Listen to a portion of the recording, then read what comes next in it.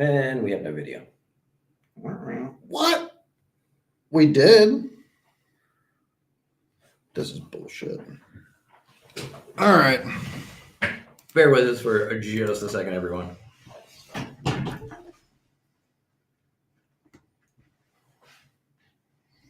Did we not have video that entire time we were sitting there? Well, it was playing the. It was playing. It was playing the other video. So somewhere along the lines, I got. Hey, we're back. We are back. Always something. Anyways, tonight we are with our special guest, Kevin Peon Parsons. And yeah, I like it. I mean, it's cool, but I got a better one. Kevin Penis Breath Parsons? No. Penis breath. Trim down for what? Nothing. It's my thing. Oh my goodness. Tonight we're going to talk about the Lake Anna trip. Went down to Lake Anna's hot side with Kevin, and he was my tour guide this weekend on the back of the old Skeeter, and we rode around, and we found some fish, but it was kind of a little bit different than we expected. Yeah, we had some different conditions. I think the moon had a lot to do with how good it's been the past few trips. And we started a new moon phase. I think it was last week. Well, plus you said the water warmed up a lot too. The water did warm up a lot. That makes a big difference. What was the temperature the previous week? Previous weeks where I have been catching them and doing very well, the water was in the high 40s. Depending on Wow, on what boat you're on. Yeah. So So that's that's- 50-51. Me and him were fishing the same area. That was quite a spike considering the fact that we were fishing. Right. So like 75 degrees. main lake temperatures are the same, but you start going back in creeks, What's up, Jason? it's literally like 12 to 15 degrees warmer. So I'm thinking- what were you seeing, like 60? 61, 62 in the back of the Wow. boat. Mm-hmm. Yeah, that's a big jump. So what I'm thinking is all those huge, massive balls of bait we were finding previous weeks, they've just broken up. Now that the water temperature is getting a little bit warmer, I think they're breaking into smaller bait balls. It's funny because usually when the water temperature warms up, they ball up more. But it could be the difference it could just be the fluctuation in the weather too. It was quite scattered.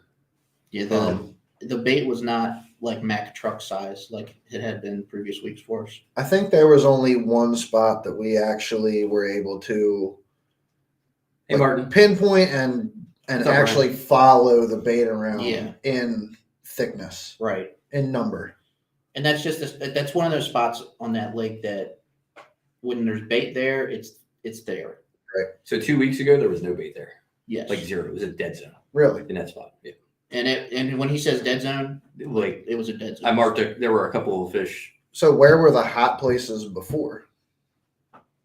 So hot places. What last time was? Yeah, 2 well, I weeks, 2 mean, weeks so ago, where 2 we- weeks ago when Paul and I went.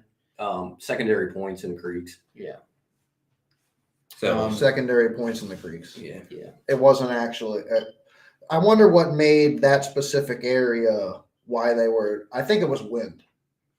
Wind Well, plays a lot to do with it. They were notice really that pushed in there. You pick up Saturday was the first day I've been to that lake all year that the wind was not blowing. were they behind the break? There was no wind at all. Was the bait behind the break? No, It was not Saturday. There It was was out farther. it Out was in front out of the it. front. So in that particular area, there's a break there, and they use that break, and Which lake sucks? this lake sucks. In that break, they'll use that break to push the bait up against to feed on them. So it's just like one of those areas Hey, that's there always it going to be is. good. And then every now and then, like they did about a month ago, they'll push the bait over the break, and I think the bait kind of gets trapped back there. And when that happens, it's ridiculous. Yeah. I mean, it's just insane. So in the afternoon when we went there, they had come up over the break and they were back in that flat pushing them shallow. Yeah. Once they get back in there, it's And that's when it was. Game over. oh my God. I mean, it was literally You'll get cast after cast after Bass, cast. stripers. I mean, we It were was catching, nuts. we caught bass, stripers, white perch. Like everything was just back, just destroying these shad. And Yeah. Chad finally popped his cherry on the salmon. He I threw I him one and I did. said, "Look, dude, I just did. throw it on. You're gonna get bit." I was being stubborn at first too. I had the bait that I wanted to throw, and I was throwing it, and I refused to admit that this bait was. At first, I was catching them on it, but as they got a little bit more finicky, I just had to admit defeat. Sammy is the Something jam. about And go to the that. Sammy. Something about that Sammy down there. Just it just works. Yeah, Like I don't it's know great. why particularly, but I mean I caught a couple on gunfish, a couple weeks ago down there, but by no means has anything ever come close to what I've done with the Sammy down there. And so we have our special guest speaker here, Mike Neary, who actually introduced me to a Sammy. When I first started fishing with him, he said, "Get a Sammy." I said, "What is that?" How you doing, Mike? Oh, I God. introduced Kevin to a lot of things, not just the Sammy. Yeah, I have learned so much fishing stuff over the years from Mike. I cannot begin to explain the amount of knowledge I've learned from Mike over the years. I actually It's taught Kevin how to. Say it again. Okay. Oh, we got sound problems. Uh-oh. We got sound problems. Oh yeah. We can hear you now. Can you hear me? Yep, we got you now. Cool. I said that Sammy wasn't the only thing I introduced. I also introduced. Speakers. Oh, what, you think it's the speakers? He's coming through the speakers instead of. I don't know where I'm coming from.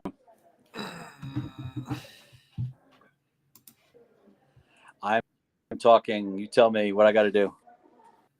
We got you now. No, you're okay, Mike. You're fine. There's some type of setting on our end that is off camber. So you can continue on. That wasn't the only thing you taught me. Yeah, it wasn't the only thing I taught you. I actually taught you how to like. It cuts up as soon as you say what you were trying to say. Really? That's weird. Yes, I'm I'm like, like, I want to hear. Like I'm to the point where I'm like, what is he saying? I want to hear the punchline. But now it literally cuts out like you're saying. What's going all right, on? we're lower. I said I introduced Kevin to women like I introduced him to the Sammy. Before the Sammy, there may not have been many he was doing before then, but you know. I love you, brother. Dude, man. There we go. Fixed it. Got it. Okay. All right. We're good now. So maybe we got the audio fixed. We're good. Yes, sir. Yeah, we are All right. good. Cool. I don't know if there's a sound thing I needed to do. All right, so let's talk. Let's ask away. You talk about some Panoptics forward-facing sonar, the garbage that is Humminbird Live. You know, you tell me. Where to start? I'm telling you guys, he is a book of knowledge. Well, Kevin's got a Garmin. I just bought Garmin a few weeks ago, so let's go with that. All right. So what do you want to know about the Garmin out there? So I bought it and I heard it was this magic. About Garmin. I bought this Garmin Live Scope and I heard it was this magical fish catching machine that as soon as I put it on my boat, I was automatically going to catch every fish in the lake. How'd that work out for you? One of the biggest when you talk about Garmin, too many guys sit there and stare at a television trying to catch their fish, right? They're so excited about watching the bite happen, checking out, all the things that are associated with video. They're losing their ability to fish. That's the biggest problem with whether you have active target, Panoptics, or the Humminbird Live. To do when you get these things isn't to just stare at your screen and watch your lure go down and see if you can hit him in the head, right?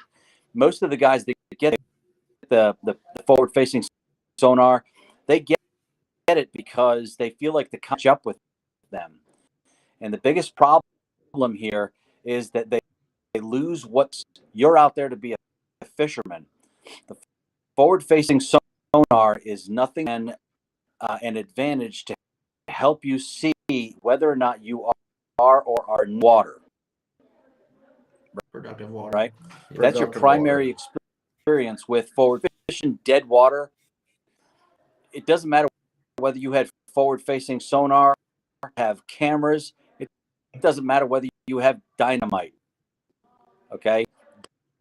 So the biggest thing I can say to people who are out there trying to fish with forward is use your forward-facing sonar to get an idea of and then literally ignore it and fish for those things. And nice, you pull up to a point, you see a brush pile on a point, you see a few stumps on a point, you say, hey, look, there's a fish. Well, look, that fish doesn't just church like an old fat man, right? He moves around a little bit around as you go. So one thing about forward-facing sonar is use it in the area and then actually just go at the fish with what you do and do better.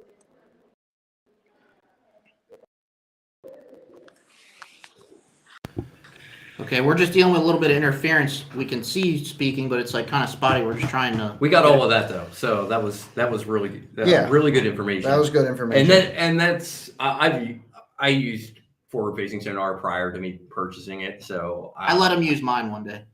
I've used Kevin's before. My buddy Frank has live scope, so I have a little bit of experience with it and kind of knew knew some of the learning curve of it prior to getting it, which was made it a little easier for me. But you hit the nail on the head, and that's exactly how I've only had it for a few weeks, but I can tell you that's exactly how I use it to make sure that I'm in productive water.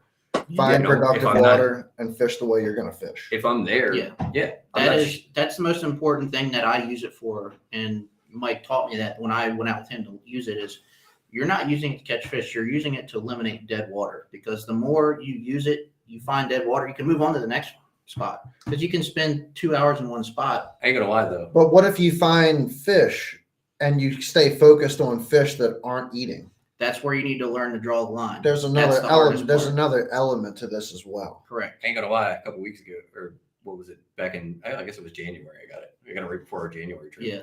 I ain't gonna lie. I caught a pile of fish looking at them. Yeah, but there's other times where I've used it and I've caught myself trying to get one fish to bite an hour and a half in, and I still haven't got him to bite. Meanwhile, he's chased my lure, and you end up realizing I just spent an hour and a half trying to get this one fish to bite. I think it comes to, and you could have moved to more productive and you could have moved water. to something I else. think it comes to just like any type of fishing is decision making. Correct. Which is always the most important part of Yes. It's the most important part of fishing, in my opinion, is decision making. So is it worth the time to sit there and mess with that fish, or do you need to move Right. on?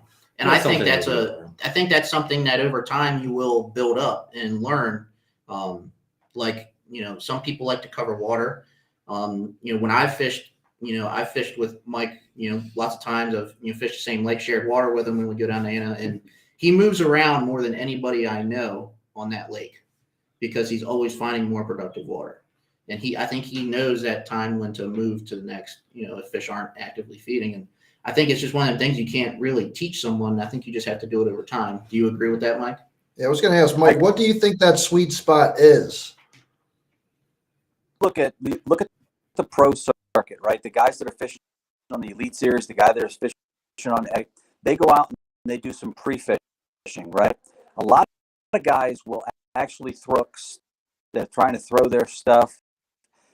I say don't do any of that. Do a single bit of this kind of thing. What you need to do is use your target, pan optics, your live, whatever you're doing.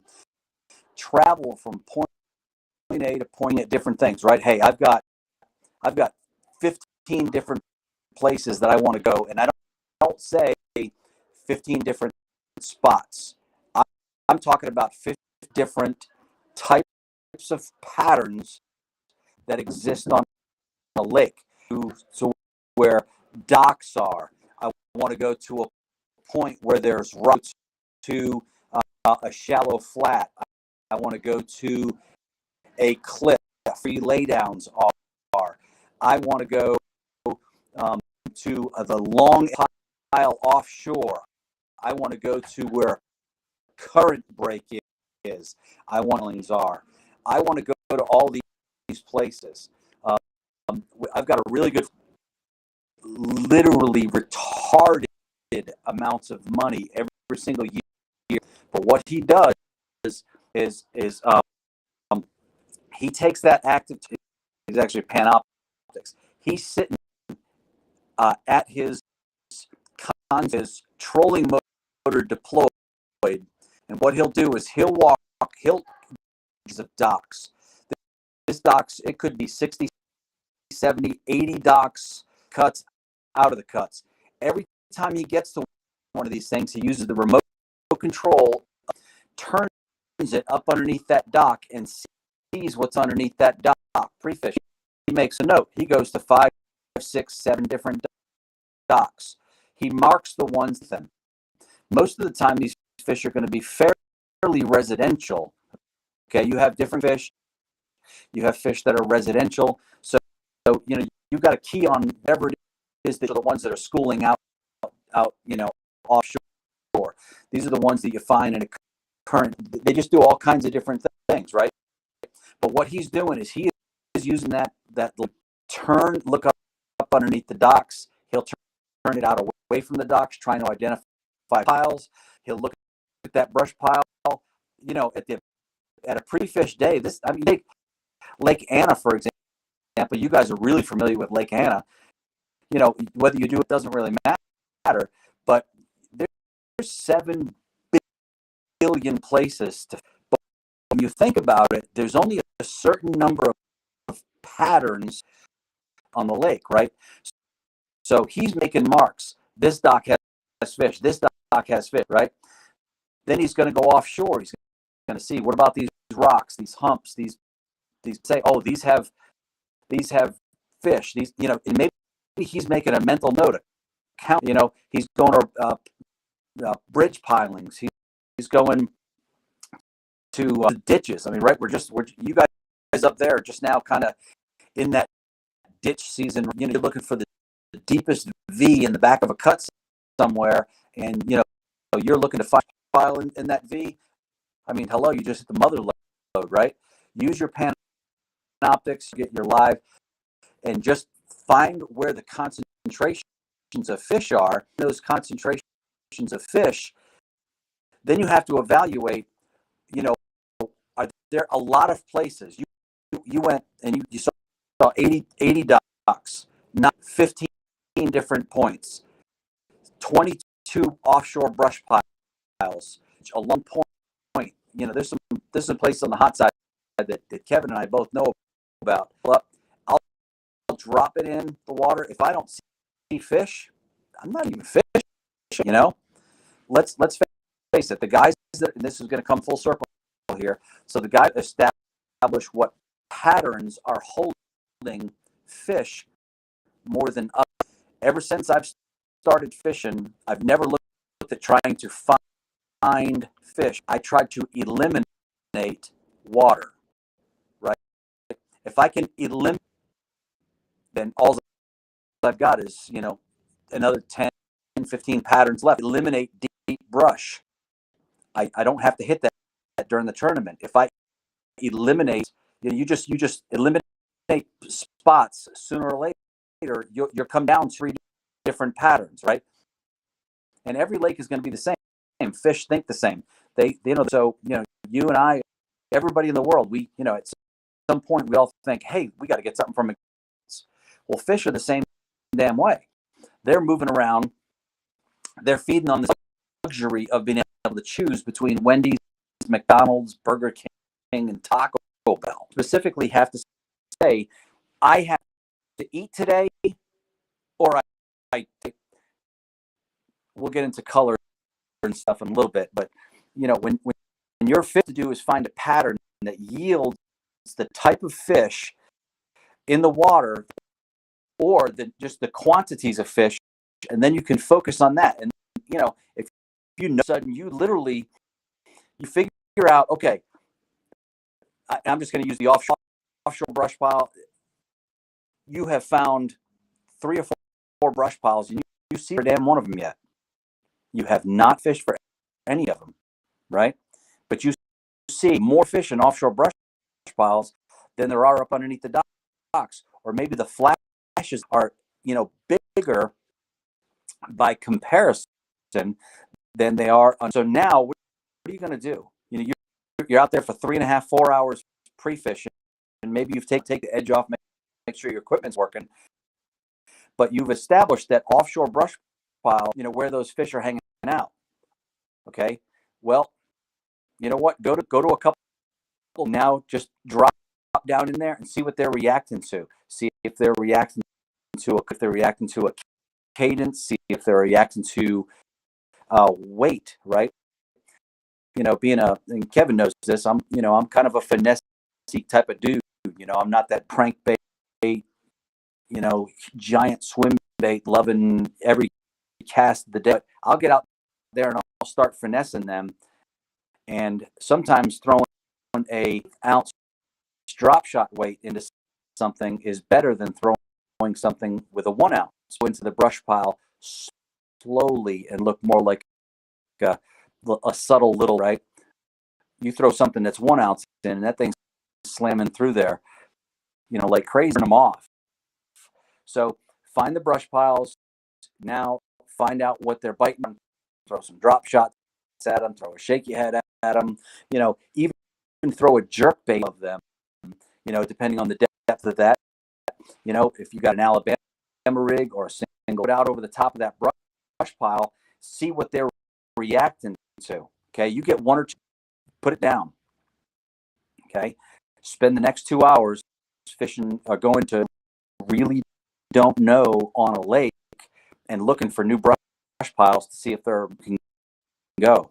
There's all kinds of channel bends where brush piles going to go. Lake Anna's got sides of it. It doesn't matter what you do. There's a lot of current that's going on there. So these brush piles are going to get caught. Those certain places can yield really, really good fish. In other places they can't. More of the tendency to use my panoptics and forward facing spin and association with a lot of fish in an area, right? And then I can focus on that. So, if I come in pre-fishing, say I'm literally, I got a tournament 9 o'clock the next morning, 7 o'clock the next, right? But you get there, you get off at work, it's noontime, you run down to lake 3 o'clock. You're like, damn, I got a pre-fish, but I don't know nothing. No. Use this forward-facing sonar to find something going.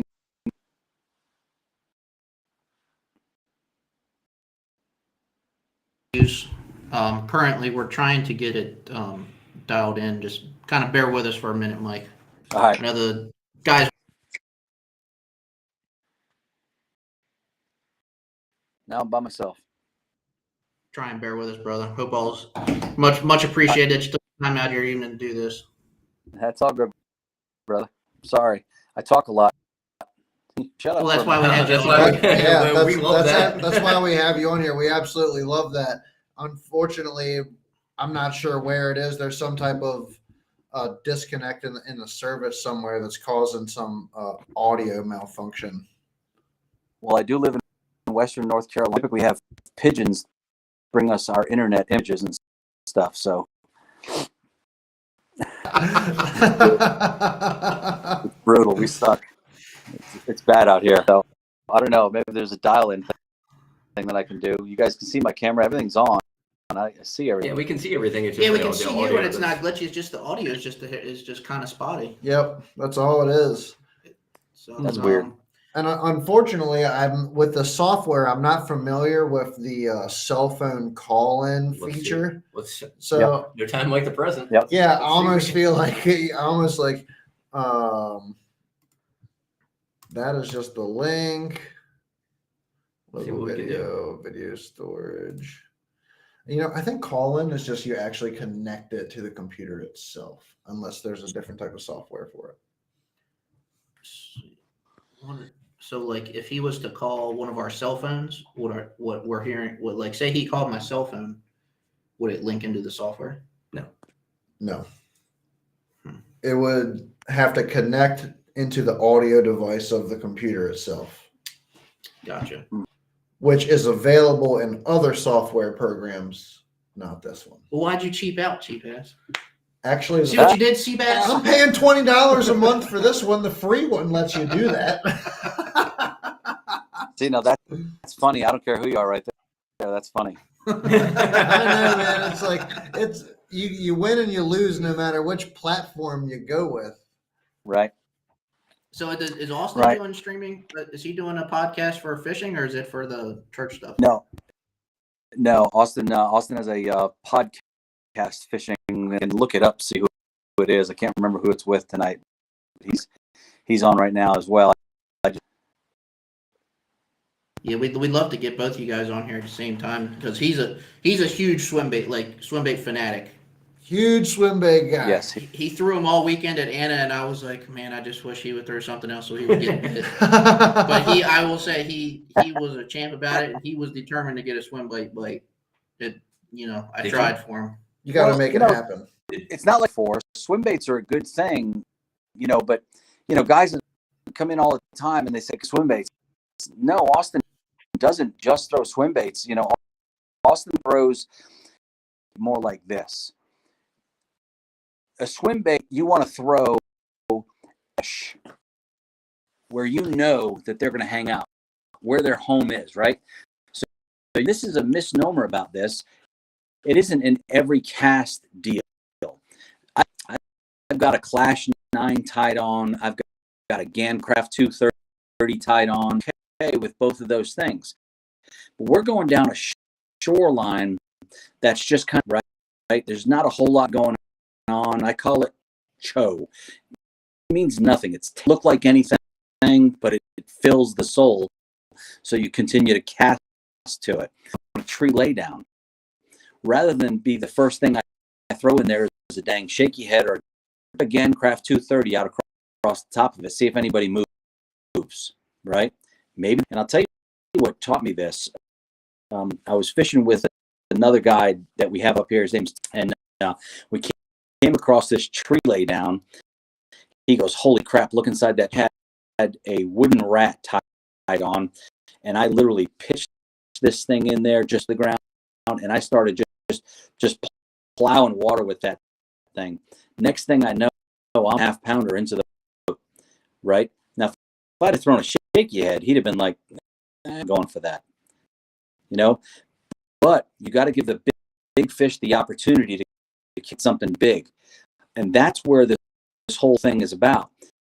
Yes, Austin loves, but it's not in every cast thing. He may throw, a jig, a crankbait, like an Alabama rig, but now he comes up and he throws 3 casts on some kind of a big glide bait at a laydown or across the dock before, something subtle like a jig or something like that.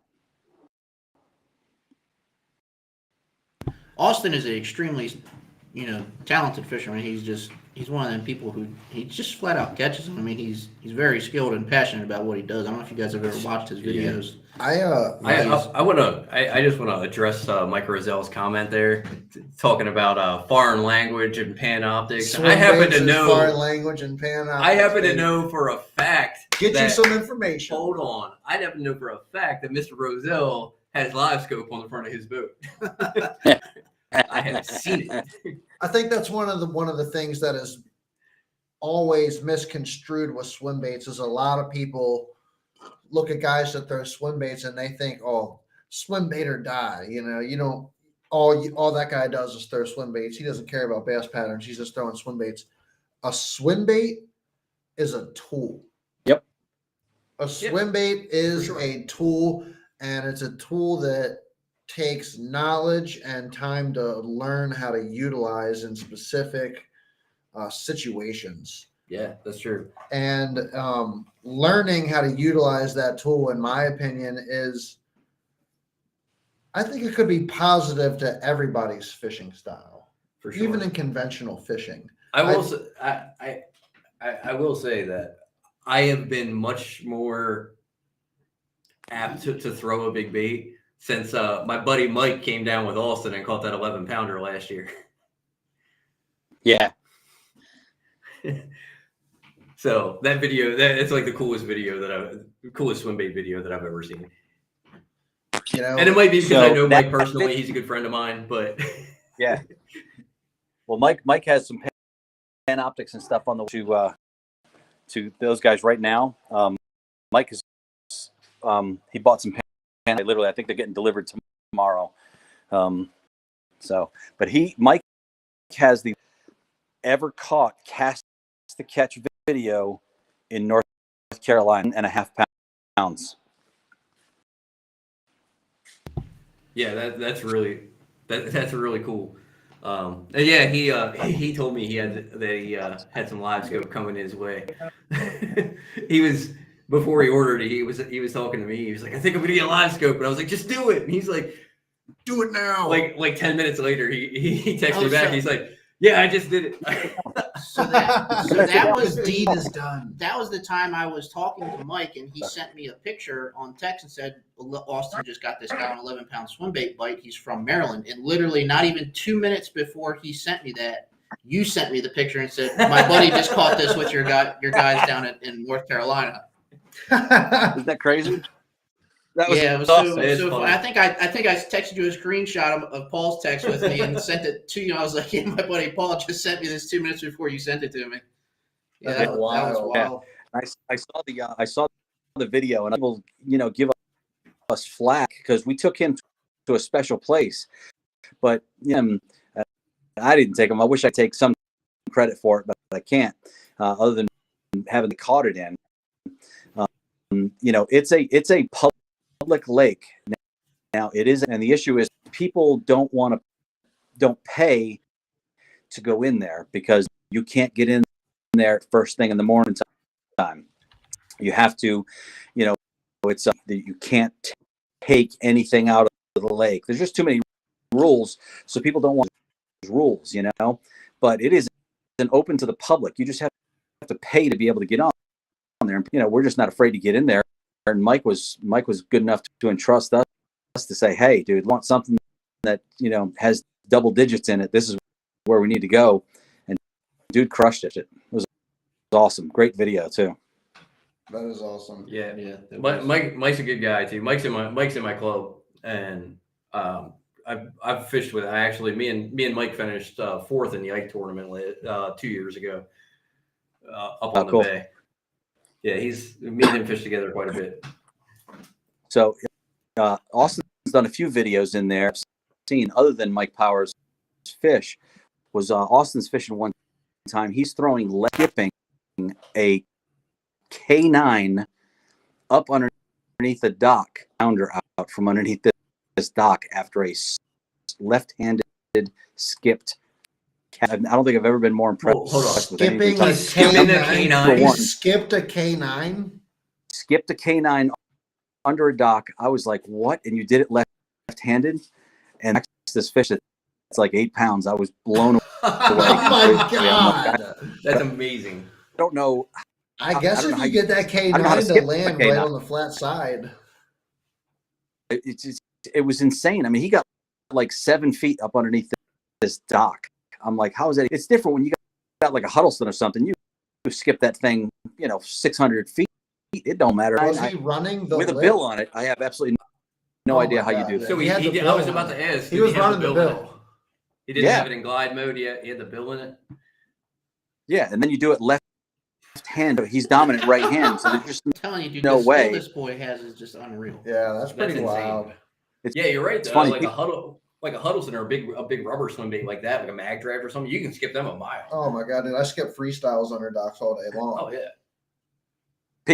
People have asked me, "What taught him everything I know?" And then he turned 11.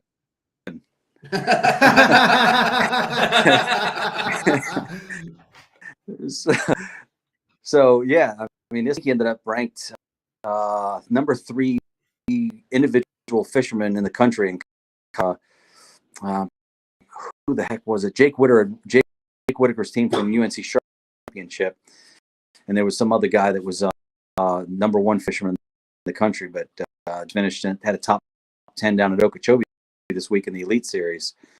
So he's a. Was that Logan Latuso by chance? What's that? Was that Logan Latuso by chance? Yeah. I don't know what that is. The other guy that you were talking about with the top 10 down there. Oh no, it was a Jake Whitaker. Oh, Jake Whitaker. Yeah. Oh, that's right. He was top 10 down there, wasn't he? Yeah, he had one, but so did everybody else.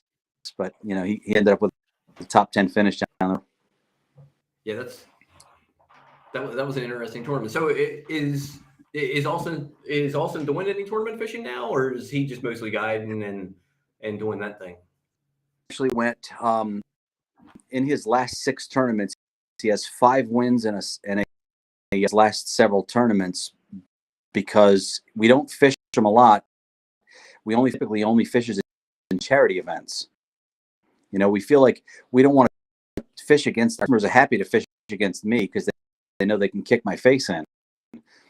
But because I always get phone calls. Hey, I'm stuck on something won't start. My pin I'll do. I'm that guy. But when Austin's in a tournament, they're like, oh crap, what do we do? It's actually kind of funny. That's hilarious. Yeah. They see Austin pull up to the ramp, like, oh, guess we're donating today, boys.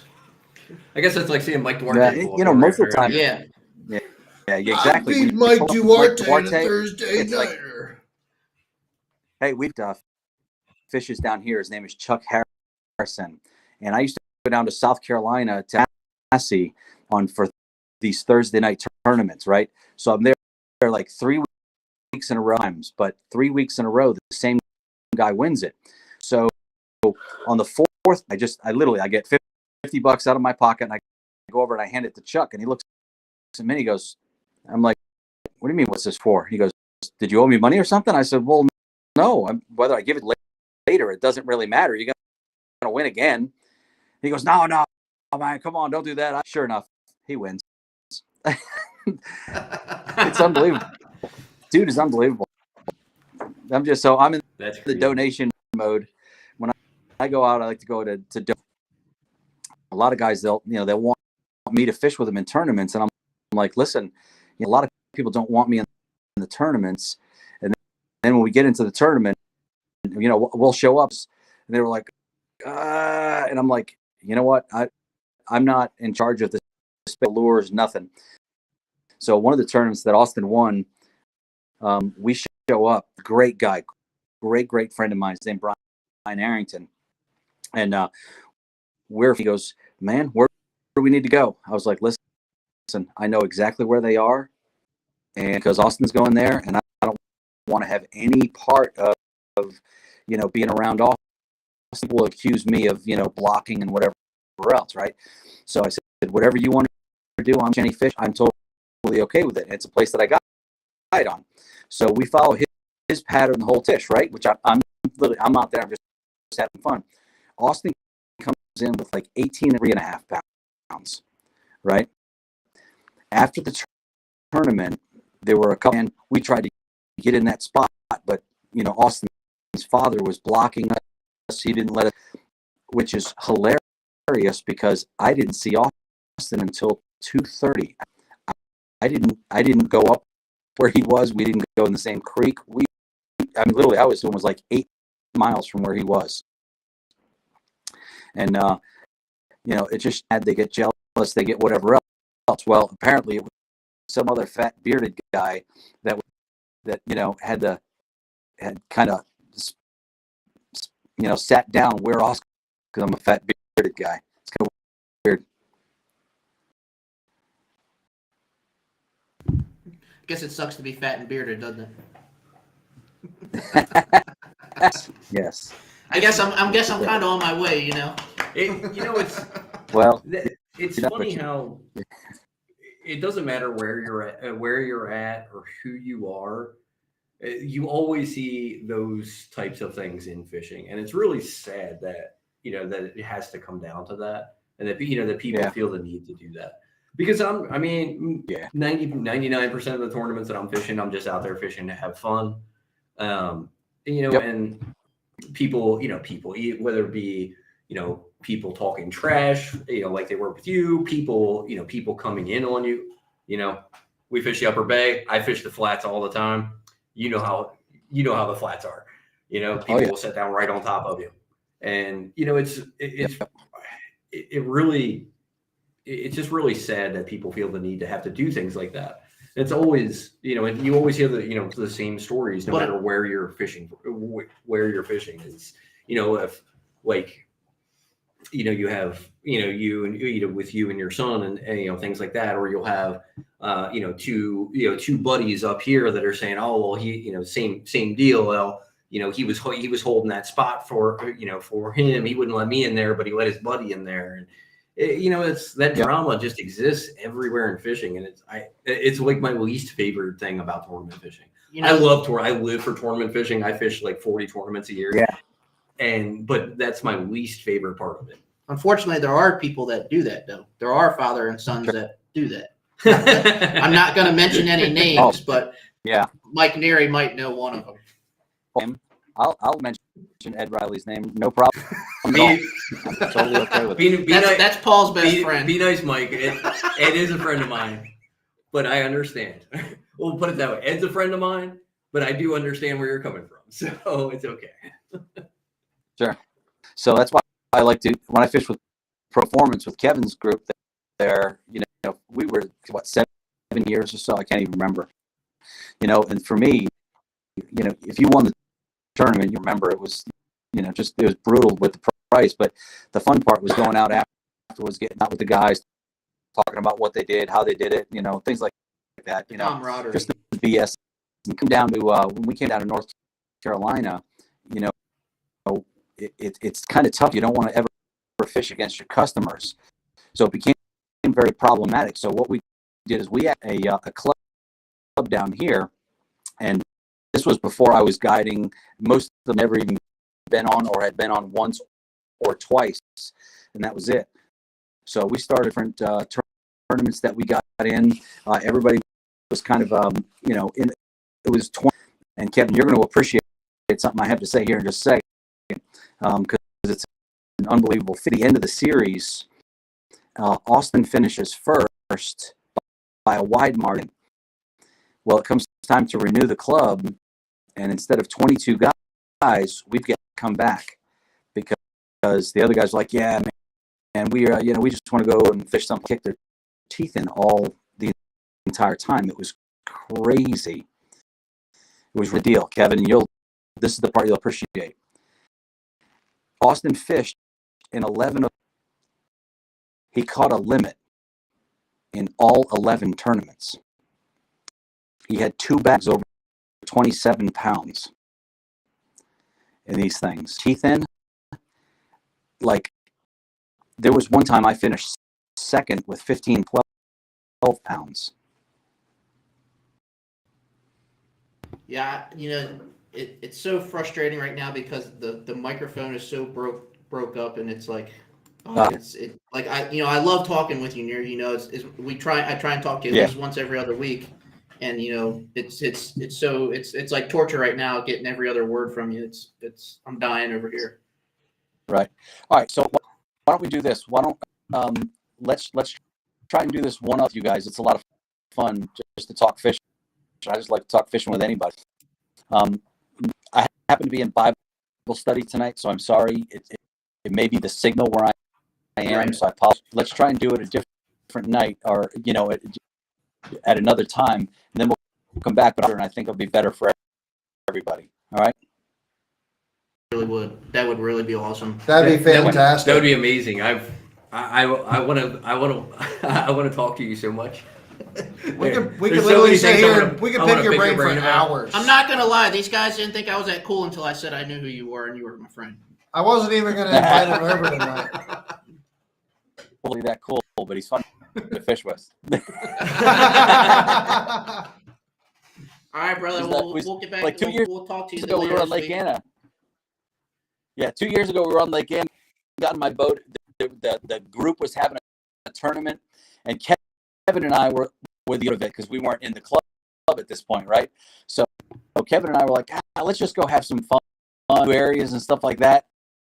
And he put a Sammy in his hand, and he's fishing. Still got bruises on my backside from him catching a 17-inch fish, like 3.5 pounder. It's into the tournament, like on his third cast, second cast. It was unbelievable. I'm like, what the heck? Literally, he killed everybody that day, and I think I finished second, and then whoever ended up finishing, well, they won the club, but they would have finished third if Kevin and I were in it. It was hilarious.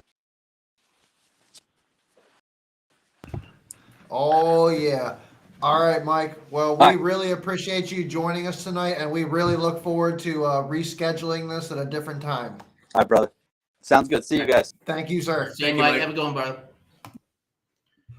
All right, everybody. We're back to just the boys for right now. Mike was awesome to have on. Yeah, I can't wait to get him back on again. Yeah, unfortunately, the audio was a little bit choppy, but you gotta work with what you have to deal with, and that's just what we have to deal with tonight. Mike was awesome to have come on.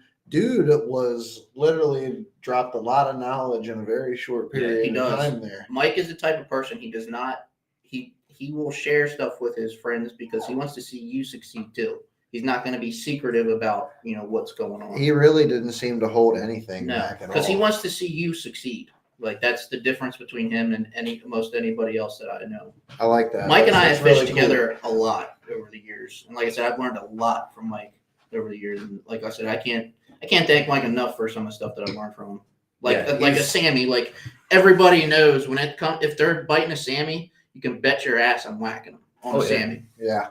Thanks to Mike. Proven fact. If they're gonna eat topwater, I'm gonna smoke them on a Sammy. I don't have it saved and loaded up to this currently right now, but Kevin's double was on a Sammy this weekend, and that's the first time I'd ever witnessed that actually. And that is my double. So my double a couple weeks was that 2 weeks ago or was it 2 weeks ago? Yeah. Was it 2 weeks ago or January? That was 2 weeks. No, that was January. January. That was when we were in the ski cove. Yeah, And- my double was on a Sammy too. Yeah. That's my first and only double. Yeah, it was on a Sammy. And that's not the first time I've had doubles on a Sammy before. I could probably pull up some older pictures of it. Have you been out on the gunpowder ground? What are we talking about warming up? You got some water temperatures for us? I do. Please. All right. Be right back. One of these in there. I think there's one of these on the counter. Okay. Oh, should be nice and warm. I know. Nothing better than warm urine. A fridge. Bring me one of my colds. So, live scope.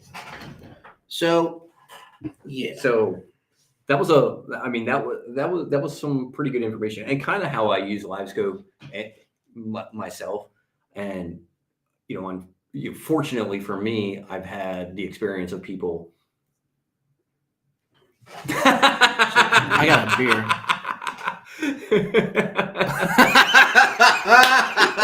And this is true, Jason. That is true. You pretty much just shit on Mark him for that. Yeah. No, it was Mark. We all love Mark. We all love Mark. I don't know. Oh, Grom says his buddy called two in the quarry. Sweet. I probably should have went out there someday instead of the Susquehanna. So, as I was saying, with live scope, exactly what Mike said is it's a tool, and it's not a magic fish catching tool. It's eliminating dead water, right? And being able to see if there are fish there. If you pull up to a brush pile and you scan a brush pile and there's no fish there, don't go to the brush. Don't fish the brush pile. Exactly. It doesn't. You pull up to a rock pile and there's no fish on the rock pile, don't fish the rock pile. So, what sold me on live scope, and I'll be the first one to say, when live scope first came out, I kind of was against it. I had the same perspective that everybody else that doesn't have it feels cheating. about it, saying that it's cheating and it that it takes no skill, blah, blah, blah, blah, blah. Until I went out with Mike in that situation that he was just talking about when him and I fished Anna together a couple years ago. And I said, look, show me how this works. I want to see it for myself. And he just, he sold me on it because he showed me how to utilize it to its most effective points. It's straight up, it is not going to make you catch fish. And I think that is the most annoying stereotype of live scope these days, that people think because you have live scope, you are going to catch fish. And that is not the fact. Yeah, It is just truly not the fact. that's 100% true. I mean, I've only had it for a short time. I've used it for quite a while. My tournament partner has live scope. We used it for some very specific things in Texas, fishing brush piles and fishing docks down there. But it's not going to. It will help you. It will tell you if there's a fish there. It ain't going to help you catch it. You know, just because there's a fish there doesn't mean it's going to eat. No, it does not. Now, That's the thing. You know, that's what people think. You know, oh well, you see a fish, catch a fish. You know, just because you see a fish doesn't mean it's going to. You know, doesn't mean it's going to be caught. you know, it's one of those things, like you can see how the fish are reacting to a specific bait too. Like, and you can, sometimes that helps you on top of covering some dead water, and sometimes you can decipher if that fish is actively feeding or if it's just kind of suspending, hanging out there, not really doing much. Jason, you're absolutely right. You can do that with 2D and down imaging, but it's way more efficient with live scope. Yeah. I've used 2D and down imaging for years to do that exact same thing. But being able to see directly under the boat versus being able to see out 100 feet in front of the boat, it's just so much more efficient. And I can see fish. I'm running the LV34 transducer, and I can see fish at about 90 feet. So 30 yards through the of live road. scope. Yeah. I keep mine set to like 60 or 70. And you said you feet out. see that it gets more, you get more in-depth picture as it gets a little bit deeper. Yeah, in deeper water, it definitely, if you're in, I would say probably 15 feet or deeper, the picture is just phenomenal. Yeah, I gotta take a piss. But it's just that, Kevin said he keeps his at like 60 or 70, and that's fine. I'm trying to, see out as far as I can. I also have a little bit bigger screen than Kevin, which helps with, being able to put that wall, that farther distance out. My buddy Mike Mike Neary was talking about that just ordered live scope from him. He got a 12-inch screen, so we'll probably be able to see even better. That's crazy. A 12-inch screen is going to be sweet to use live scope on. Yeah, that'll be sick. I can't wait to help him get that set up for him. Jason will have it when he gets a boat. Yeah, I can't believe Jason doesn't have it on the kayak. Yeah, you can put it on a kayak, Jason. Dude, I'm sure there's guys that are running it on freaking kayaks. Oh, absolutely. That is freaking nuts. I've seen they have swear to God, they have a kayak mount for a live scope. It mounts like right next to you on a pole where you can just turn it around. Have you ever seen Christine Fisher on like social media or anything? No. She's a big kayak tournament fisherman, bass fisherman, hammer. She's a straight hammer. I mean, she catches freaking bigs all the time wherever she goes. Places top five in these tournaments. She won like the Hobie Worlds or something like that. She's just a straight hammer. She has live scope on her fucking kayak, on her freaking kayak. The board. I know. The board. You said freaking. That's not a cuss word. Jason costs more than the yak. Yep. And then you got to have a ridiculous battery to run all that stuff. Mm-hmm. Absolutely. But he didn't cuss. Anyway, yeah, no, I didn't. Not at all. Hey, I think we're doing, if we only drop one F-bomb on the show in 2 hours. That's progress. That's progress. We used to do that in 10 seconds. Groundster. I was supposed to call Ranger in Arkansas, Ranger themselves today, and I did not to try to get an update. Last I heard, they were working on the boat, and that was it, and that was well over a month ago. So I need to call them and get an update on what is going on. Excuse me, I have to burp. I need to call them and get an update about what is going on. You okay? Missed my mouth. You doing all right? I missed my mouth. Somebody Okay. call Uber. I was like, I didn't do anything. I burped, but it was a couple seconds ago. Somebody call Uber. See, this is when if we had the soundboard, I would hit the laugh button and it would be like, ah. But or the sad button would be like, meh, meh, meh, meh. Yes, we definitely need to look that up. That would be great. Definitely need to look that up. But anyways, these temperatures, let's Oh, actually hold up. killing me. That's a whole different thing. We're talking about Lake Anna. Lake Anna was a really, really good experience. I met a lot of cool people. Brandon was really cool to meet. Yeah, Brandon. Brandon He's was watching great. right now. What's going on, Brandon? Who else was Matt- there? Mr. Snails. Mr. Snails. Mr. Snails was a freaking character. Got to meet He is Mr. the Snails. He's just some kind of special, let me I tell mean, you. dude, he was tearing them up out there on that island, and he was not scared to go the distance Yeah. Who was? in Who the else was electric boat. So we had Brandon, him was with me, Chad, Tony. Buckland, Tony. Snails. Snails, and Jason, and then Steven. Steven. That was Jason's buddy in the kayak. Oh yeah. He come down too. Oh sweet. So they brought their kayaks down. And then who was Jason the Vizzo's who was the kayak? guy with the YouTube channel that came down? Oh Lou. Lou. Yeah. Lou Lou, Martinez. Lou Yeah. Martinez came Beyond down the for a Bounds while. Outdoors, I'm sure. Lou's some of good. you have Lou's heard good of it. dude. I like Lou. Yeah, I think if Rob's all of it. Rob's heard of him, and he would probably have gotten a boner if he was there.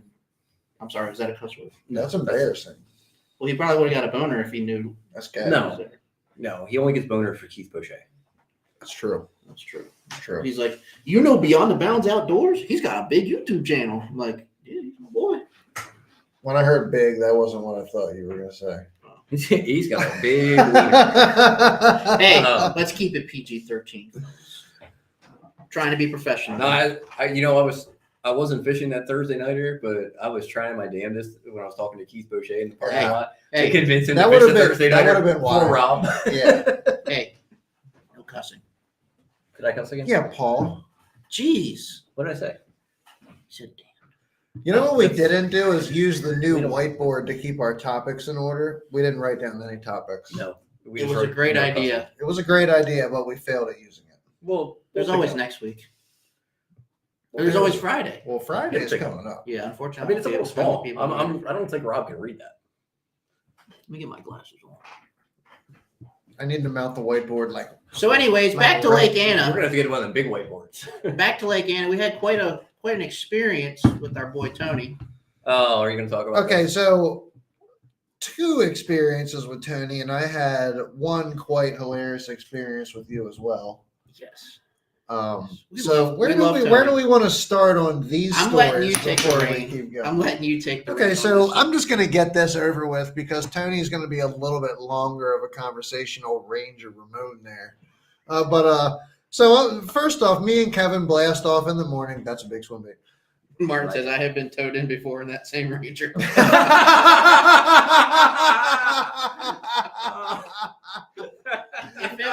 If it was only the towed in part is what you're about to hear is the best. Oh God. Anyway, so Kevin, me and Kevin blast off in the morning. We run out. We catch a couple of fish. Kevin's on the front of the boat. Kevin pinches one off. He goes, Kevin. Ooh, that's what Kevin goes. He goes, Might have to take a trip back to the He was house. like, might have to take a trip back to the house soon. Did you have to dump Chad off on somebody else's boat like you did Jason? So there was he- nobody to dump him off with. So he continued. I'm thinking, I'm like, maybe he should call it now because you just never know. Like earlier, the day before, like Kevin fished all day long, and then like out of nowhere was just like, I have to pee, and just like stripped down to nothing to pee off the side of the boat. Like that kid in elementary school that pulls his pants down to his ankles. it was like that kid that's sitting in class, and all of a sudden he's just like, teacher, I have to pee right now. I just peed. I might have peed on my 100 mile per hour gear. Yeah, that's to be determined. You peed into the wind. Well, yeah, I did. I have a funny story about that. Well, anyways, let's After finish our this. stories. So, anyways, speaking of this, so Kevin farts He's like, ooh. He's like, we might have to run back to the house. Decides to continue fishing. That's what I would do. I said nothing. I probably would have done the same. But knowing the pee incident that happened earlier, I had no idea how the other system worked. How the GI tract works. So I was like, maybe this isn't a good idea. Kevin cuts another one off. He's like, that just pushed past the turd. That's exactly what he said. That's exactly what he says out loud. That was the air around the turd. That was the air around the turd. Proceeds to throw another cast out. I'm just like, Also, here what we I go. would do. Like, here we go. Keep Here- in mind, I'm here just throwing comes- light sidearms because if I put all this into it, it's definitely coming out. It's like, here comes the fastest boat run of the weekend right now. That's exciting. Kevin makes another couple casts. He's like, we gotta go. And it was 70 miles an hour all the way back to the It dock. was that motor revved out all the way back. I remember we got to, I think it was on the way back. It was Jason on one side and Steven on the other. Yeah, so we're in that coming through the canal. canal, and Jason's in his kayak and Steven's in his kayak. And this canal is, how wide do you think? Maybe 50 50 feet? yards. Probably 40 yards. No, Probably 40, Probably 40 yards. yards. 40 yards. It's 40 yards wide with just rock walls on both sides. And I see them, and normally I'd have slowed down because they're friends of mine, but I didn't get two shits. I kept it fully trimmed the hell out, and the jack plate was all the way up, and I just freaking let it go. I mean, to be fair, you probably threw less weight that way. I mean, you're probably true. I mean, we rolled all the way back, and then the best part was, and I wish I could act this out on screen right now, before the Talon was even in the dirt, this dude was on the front deck jumping for the pier. And then proceeds to do the craziest run up the stone driveway, grabbing his asshole that I have ever seen. So the worst part is you get to the bathroom and then you realize you have a jacket on, you have bibs on, you have a sweatshirt on. Before you know it, you're like, it almost happened. It almost came in bibs. And your ass, your butthole knows when it's about to get to that toilet. I was so thankful we made it back to the house. Yeah, it would have been a real stinky situation, if you know what I mean. Oh my God. So and you rearranged that toilet too, by the way. I was inside in the living room because it was still cold outside. Yeah, that was a tough. It was like it might have been an hour and a half into our fish, so it might have been like 8:30, 9 o'clock in the morning. was still early. Still cold. That was Sunday, wasn't it? So I took a step inside only to hear Kevin just ruin it. Because that bottom downstairs toilet. bathroom has no fan. It Oh was- yeah, it and was it echoes like crazy. Bad. Yes. It was bad enough that he had to put out a group text message to let everybody know to not use that bathroom if they had to go back. That's hilarious. And then if you want to one-up it, one more story that we will tell later on for the cleanup video or the cleanup story is Tony happened to fucking destroy that toilet before we left and made cleaning up the house miserable because walking out the front door burned your nostrils.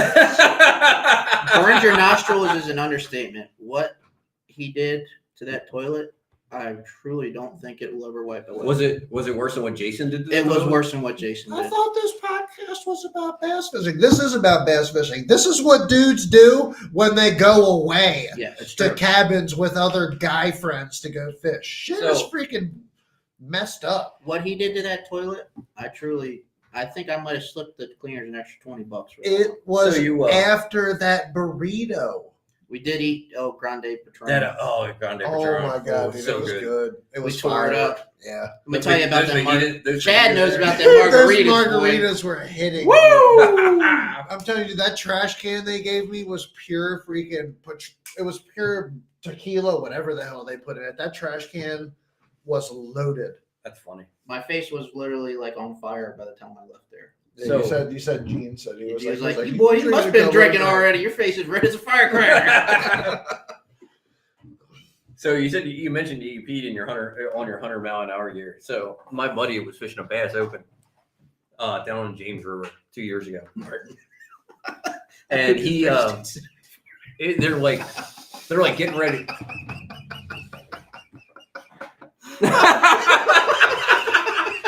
fucking love Martin.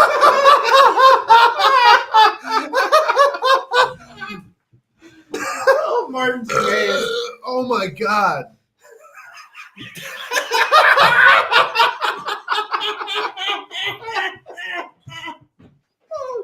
Martin, you're my hero. Oh god.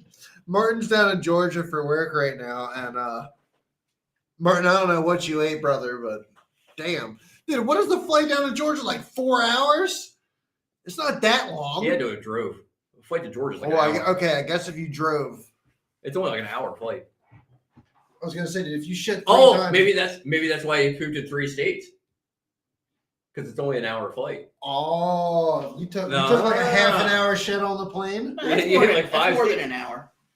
It's only like an, It's gotta be like it's 2.5 hours to Texas. It's 2.5 hours to like North. No, it's to not. Charlotte. It's like 6 hours. It's like 6 or 7 hours to Colorado. How can it just be How 2 can it be hours to 6 Texas? hours? It's 4.5 hours to Seattle. No, it's not. Because just went to because you Colorado. lose 2 hours in the time zone, ding dong. It's a No. 6 hour flight to Colorado. It is 2 hours from BWI to Charlotte, North Carolina. Bullshit. Dude, I used to do it for work all the time. Bullshit. I call bullshit on that one. And It was only 2 hours for us to fly to. It was like 2.5 hours to fly to fucking Jamaica. we're about to go off on you. Because you're going through time zones. There's no time zone to Jamaica. It's straight fucking south.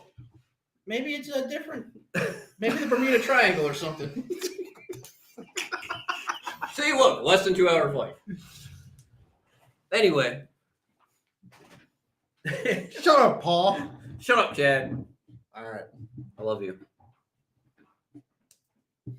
So my buddy fishing a Bass Open, right? He's on the James River. They're just about to take off. He's got to take a fish.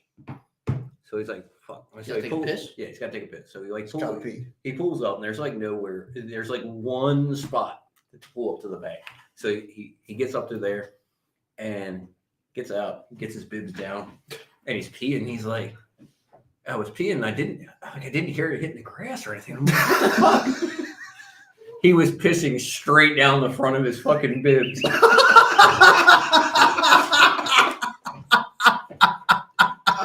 15 minutes before takeoff, so he couldn't change them. Oh my god. He just straight pissed down the front. All of it? Like all of it? It was like in a fucking, like when you pull your bibs down and it makes like a Just ran right makes like a into bowl. just ran right into makes his like a boob. bowl. It makes a Yeah, bowl. It just peed right into the bowl that your bibs make. That's why I like those. Oh That's my why I've been wearing God. the pro qualifiers, because you can take the zipper and go up like this. Oh and it yeah, opens those up. are nice. The 100-mile-per-hour gear makes that freaking bowl, and you gotta have enough D to go over top of it, or else you're screwed. Oh. Snails said that happened to him on Sunday. You peed yourself, Mike? So the other, Snails? Well, I knew what, Snails, what's the story? what I tell you, you need to bring your Depends next time. Snails, hate to say that happened to me on Sunday. Did you pee into your gear? so the I other, told you to wear Depends, damn it. so the other thing I heard, I was scrolling through TikTok while I was at work the other day, and this guy's, they titled "The Most Embarrassing Moment I've Ever Had Bass Fishing." I'm like, oh, this has got to be good. This is that. So he gets on there. He's like, this is the most embarrassing thing that ever happened to me in a tournament. I wasn't feeling good. My stomach was rumbling. We're getting ready to take off. I'm boat 3. It's my first Bassmaster Open ever. Boat 3. And I'm excited, but my stomach is rolling. I looked at my co-angler and I'm like, man, I got to run up here. Yeah, I got to run up here and take a dump. And his co-angler's like, well, they're getting ready to play the national anthem. I don't think you really have time. And he's like, oh man. So he's like, I'm like hunker down. He's like, well, I might have to pull over on the bank, somewhere, and do some business. So they call his number, boat 3. He's like, I knew where I was going and I'm running. And he said, I made it about a half a mile and it was not happening. Stops in the middle of the channel where they're running, they're running in the main ship, like the main channel, stops in the middle, has to run to the back of the boat, grab a hold of the motor, drop his drawers while 200 boats are running by him. Somebody's got to have their GoPro on catching that. Somebody had to have got. He said it was his first Bassmaster Open. He was he was probably 50, so it might have been a while ago. It might have been before GoPros, but he said there's like 200 boats running around. Oh, and we do have a very important announcement to make. Snails went to a Mexican restaurant and did not order a burger. and did not order a Holy burger. shit. Oh my god. Okay, so I feel like that I am is so like, proud of you, Snails. I feel like you finally. I feel like that was the number one story when he told me about Snails. He's like, oh yeah, he's my buddy Mike. He said, my buddy Mike, we call him Snails. I'm like, why do you call him Snails? He's like, the guy orders hamburgers at Mexican restaurants. No, not just hamburgers. Hawaiian hamburgers. A Hawaiian at a Mexican burger restaurant. At a restaurant. At a Mexican restaurant. That shit was so funny. He got the we had such a good burrito weekend. Azteca or whatever. It's just I got the same one you got. Yes. I can't remember what I got down in the Oh last my, time. it was very good. It was some kind of fajitas. You got the fajita thing. Dude, I'm Oh telling my you, God, the it's so freaking fucking the good. margs Freaking were Dude, 5-star margaritas. magnificent. Like the trash can got me annihilated first, It was a and house then the special. 2 sweet mango margaritas after just made me fall asleep at 9 o'clock. Yeah, anyone who goes to Lake Anna, just want to let you know, El Patron at Pleasant's Landing is 5-star dining, and they will make you a margarita and put it in a styrofoam cup to go To go. on And your way it's out the door. it's not like a little Ask Chad, styrofoam. he knows. It's not a little styrofoam cup. It's like a freaking. It's like a 32 It's ounce like styrofoam a cup. quart. It's like a massive styrofoam cup to go. That's- Way bigger than the marg they give you in the restaurant. I by feel the like that's way. probably a better buy.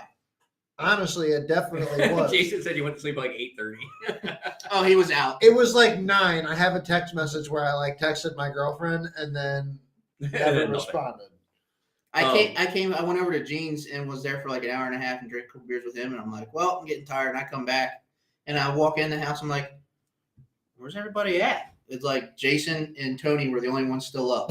Chad says first ever alcoholic, first To go ever go. to go alcoholic drink I've ever seen. I was in I- the house. I have seen many places that will give you a to-go. How Dude, that was the dude, greatest thing about COVID. Dude, they had Yeah, bars carry set up out in the street. Carry Where out you get your alcohol. carry Yeah, out. it was for sure. But they did wrap the shit out of that thing in plastic, though. They did not want you to drink it on the way home. That's for That sure. that sushi place down there is pretty good too. Yeah. For anybody who likes sushi down there, what is Asian Bistro? Is that what? Asian Bistro, yeah. Yeah. Yeah, it was- Paul and I That's got that. way down more towards the cold side. It's not way down. No, It's just past the. When the you cross supermarket, over the big where the bridge. food line is. Where you The big bridge at cold side, but you have 2 bridges at hot side before we even make it to cold side.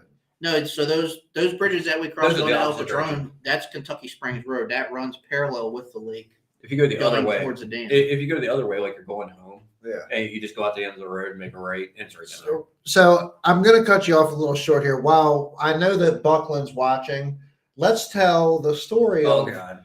let's tell Buckland's weekend story on Yeah. the second day. How was your Sunday, Chad? Yeah, tune in and let us know how your Sunday went, Chad. But to start it off while Chad is typing, where were we coming from? What pool were we coming from? We were down in pool 3, and our house is literally in the very highest part of pool 1 you can pretty much get to. And anybody who doesn't know, pool 3 is about as far away from the house as you can possibly get. So Chad and I go down there. Chad's fishing with me on my boat, Sea and bass. we're fishing this stretch of shoreline. And I go to pull the trolling motor up, and I fire it up, and I get a phone call from Tony. And I said, "What's up, man?" He's like, "Is that you we see in the distance?" And I kind of waved my hand at him. He's like, "Yeah, I blew my lower unit. Is there any ramps around here?" And obviously, it's the private side of Lake Anna, so there is no open ramps. They're all keyed. So obviously, we're gonna have we tow them back. Well, we get into the canal heading back, and I look down and I got less than a 16th of a gas in my tank of gas in my boat. So we're screwed at this point. God. So we motor over. We talk to Tony. We talk to Chad.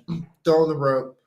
Start towing them back to we think is what is going to be our dock at the time. And then about 10 minutes into the trip, he nudges me and he looks at me and he goes, "Hey," he's like, "We got a 16th of a tank of gas right now." I just say, hey, and I point at the gas gauge, and I'm like, we ain't taking them all the way back home. Honestly, I was kind of looking at it and I was like, "Are any of us making it back home right now?" I was like, "Are we both going to be sitting here right now?" So, needless to say, there's another ramp at a house that I've used before, and I just so happen to know that that chain on that gate doesn't exactly fully lock, per se.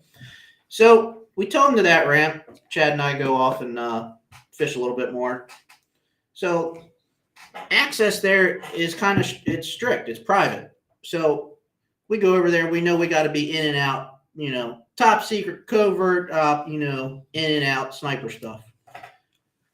Well, we get there and it looks like a Memorial Day weekend at Mariner Point Park. You want to finish? Basically, I'll go. we drop them off. We go fish for a little bit longer. We go back to the dock. We get the truck. We have to go in Black Ops covert style, try to get in and out. Chad on Buckland unscrews the link on the chain going across the driveway. We pull in, back down real Pull in, stealthy. drop in. Well, Tony's trailer's a pile of shit. I mean, crap. Just to start off, it's a pile of crap. His bunk, two of them decided to turn Instead sideways. of being, like this, like it needs to be, Somehow they managed to be up and down. it to be like this. So we get the boat on the trailer with no lower unit on top of that. Pull it out. Then Tony goes to put his transom straps on and realizes, well, crap, my bunk's Oh, shit. So he undoes one transom strap and thought he did the other one, but he didn't do the other one. So we back it in, no big deal. All of a sudden, Chad says, hey, why is the trailer floating? I'm sitting in the truck and I literally look in the rear view and I was like, Buckland and Kevin are standing up here. Tony's in the boat back behind me, trying to like rearrange whatever he's doing to get the bunks on the trailer correct. And I look in my rear view there and I was like, hey, is the trailer floating right now? And I look and they both look at it and they were like, oh shit, Tony, did you take the transom strap off the back of the boat? And Tony's like, yeah. And Kevin's like, I don't think trailers float. So at this point, my truck is pulled straight down the ramp and Tony's boat is over here with the trailer, like jackknife. So sideways. here's the ramp. His truck's on it. The trailer's all the way over this, about perpendicular to it. I mean, it's almost on the shoreline. The wind's blowing like 15 to 18 miles it's blowing an hour. completely off of it. It blew the boat and the trailer completely off the launch ramp.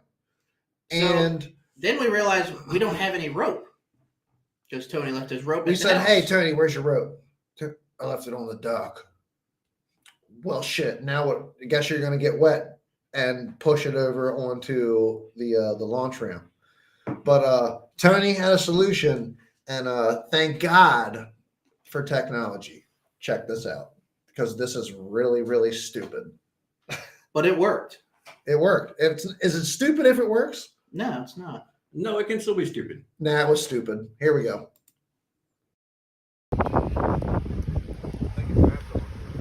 What? What'd you say? I'm lying here. I'm gonna send this to Suffolk. Don't have a rope. And your dumbass leaves your transom straps strapped up. Don't make it work.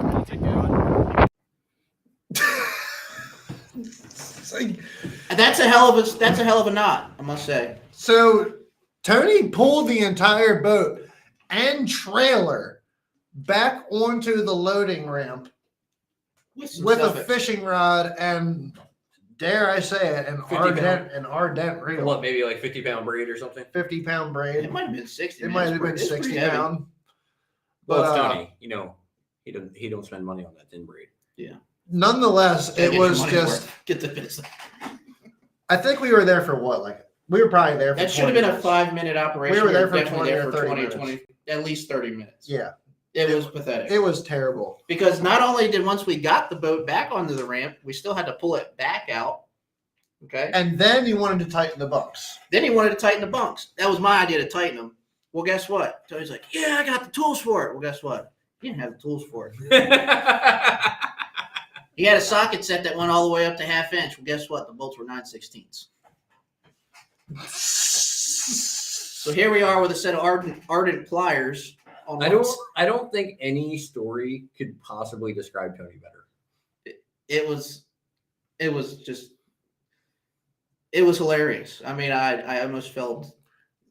You have to just you had to laugh at the situation, man. I couldn't help but Like laugh. you just had to take it in. Martin, would that be the hook sets on fish or the hook sets on grass? Because I have seen many hook sets on grass. Hook sets are free, man. You can set them all day long. Tony knows. Tony takes full advantage of that. And we love Tony, but goddamn, that shit was freaking hilarious. Like, I'm sorry, I said some bad words. We told everybody at the house. They were like, "Yeah, we'll be back in 5 minutes." We get back and everybody's already got their boats out of the water. Like, Yeah, it's everybody's like wiped them down and packed 45 up. minutes. Like nobody called us to see if we were. They're like, okay. "Dude, if you were like another By 5 the minutes, way. we're gonna call and make sure you guys didn't die." It was quite a scene. That's hilarious. It was one of the things you was. really had to be there to experience how absolutely hilarious it was. And Tony was just complete chill about it. You know, So did wasn't freaking. I meant He to ask wasn't this. pissed. He was just, you know. I mean, did he his might have- lower just give out, or did he hit something? A grenade did. you could tell something inside was making some noise. Yeah. But was it because he hit something? No. What are you going to hit there? If you hit something at Lake Anna, you should not own a boat. That's true. On the I hot mean, side, if you hit something on the hot side, you should not there's own a boat some- anymore. Even on the cold side, there's dude. some The cold side's got some sketchy areas. There's some places on the hot side got some stumps and stuff. Way Yeah, up. but you can't be run. You shouldn't be running in those areas. True. The water was up higher too. The water's almost at full pool. That's a fair point. Oh, the water was up higher. Yeah, the water's up too. Water comes Up like- higher, and it was stained. It was like 8 inches higher than what it was 2 weeks before. No wonder they were shallow. So, Makes a lot of sense on a short notice topic here, I want to talk about the sleeping arrangements at the. I loved where we stayed. Awesome place. Did you stay in the closet? It's just this one particular story that my ears are still ringing from, Well, I'm all ears. and it was about Saturday night, sleeping going into Sunday. Oh. Well, Mark wasn't there, so nobody got. I had actually nobody got passed out. violated. This is how bad this was. Okay, I had actually passed out from the margaritas Saturday into Sunday. It was an alcohol buzzed sleep that I was in, and Snail released the most catastrophic fart I have ever heard in my entire life. That woke you up from an was- alcohol-induced Dude, coma. man, like this fart put a Harley Davidson's decibels to shame. I felt the fart from across the room through the bed. So just to paint a picture for everyone, there's a bedroom and it has 5 single beds in it. This is real. 4. There's 3 on one side, 2 on the other. Yeah, there's a pull out. Mm. So that makes 5. That's funny. But it just, and and you want to know what my exact thought was after that eruption happened? Earthquake. It was an earthquake and an eruption. It was a volcanic eruption. I hoped it wasn't an actual volcanic eruption with lava flow. If you know Did you what I'm think the talking about. nuclear power plant that's less than? Like, I was hoping it was 1,000 just. feet from I was us hoping it was let just a loose? gas eruption without lava flow. But I was really hoping overall. Like, I'm not gonna lie, I heard it. I was very impressed by it. That's one of those I ones where you're just rolled it- waiting. You're just waiting for the smell to hit That's you. what I'm saying. As much as I was like, damn, like I know that felt good. I rolled back over and I was like, I really hope that doesn't take all of us out right now. It's just gonna suck the oxygen Yeah. out of the room. I mean, if you guys haven't met Snail, you don't know. You don't know it could come out. It could be anything. He's some kind of special. I mean, he But, might have one of them old people farts. Dude, Yeah. that, dude, I mean, dust might have literally came That's out. what I'm trying to say, though. That's what I'm trying to say, though. That's the lava flow. I was glad there was no lava flow. I mean, literally, dust cloud. Were the lights on? No, it was. I mean, a dust cloud could have very well come out. he knew what he did. Oh, he did, because the next day he started cracking up. He knew what he did. He acted like he was snoring when he did it. Because I was like Snail, so I was like, do you know what you did last night? And he was like, we took it. I was like, that fart. And he was like, ah! Like, That's so funny. And see, I don't know who this Michael Wheeler person is.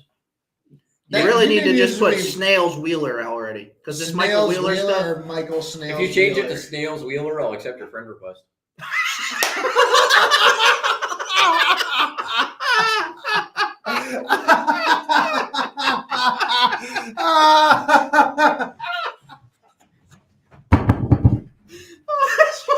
That's great.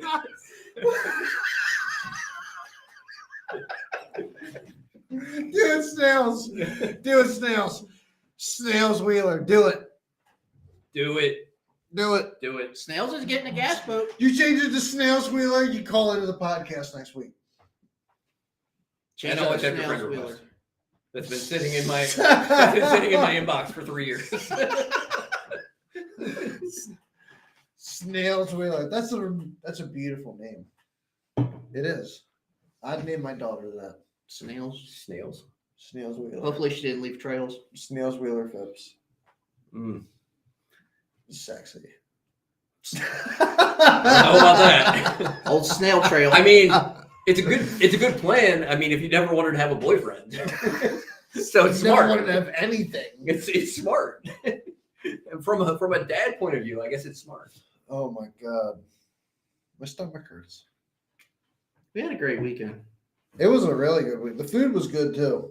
I'm not gonna lie. I had a real huge feeling of FOMO. Paul, I really wished you were there. I'm not Real gonna fear lie. of missing out. Oh yeah. Yeah. Damn. As I was sitting at a 1-year-old's birthday party, hating my fucking life. I wish I was. It's really not the same when you don't sleep in the same room with me. I mean, you didn't have anybody to cuddle with. I was I tempted get at it. one point because Snails was snoring so loud. I was almost like, I wonder how badly Kevin would have posed I to got sleeping back to back. if Only you're- if it's head to toe. But then the important parts still line up. If you were What could trying be to more avoid, important? What could be more important than 69, Paul? he said head to toe. Not the I'm just butt. saying. That's still dick to butt right there. It don't matter which way you turn. No cussing. Dick is not cussing. Children watch this. If you were trying to avoid snoring, sharing a room with Kevin is probably not the greatest idea.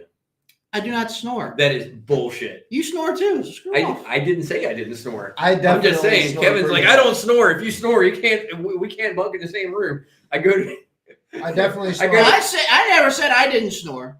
I go to bed one night. But is it Snails snoring? No, it's not. It that was bad. it was bad enough I could not fall asleep. You should Like, and then nudge me eventually, Hold I'm on. gonna nudge you. Is my old is And Jesse then watching eventually, this? Okay, so he here's rolled the over. great question. How do we not all die in our sleep? Because apparently none of us can take in oxygen We while all we're have sleeping. sleep apnea.